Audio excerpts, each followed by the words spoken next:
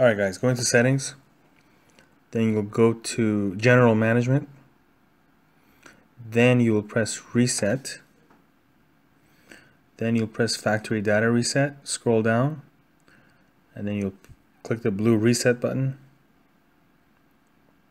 then you press delete all. That should get rid of everything and back to factory settings. This other video that's coming up, I'll show you what happens when you press the delete button.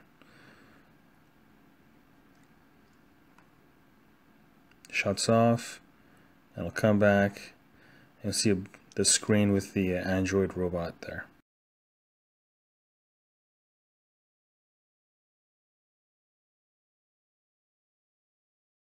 What's up everybody, thanks for watching. Please click the subscribe button.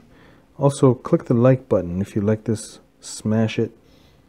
Next thing is the bell button at the top right side. That one will let you know when my next video will be uploaded so you can watch it. It'll probably be a video of my trip to Cuba, and I hope you like that once it's uploaded. Furthermore, share this video. You can also choose a couple of the videos that are showing on the screen right now if you think you might enjoy that. Thank you very much for watching, and thank you to the subscribers and everybody else.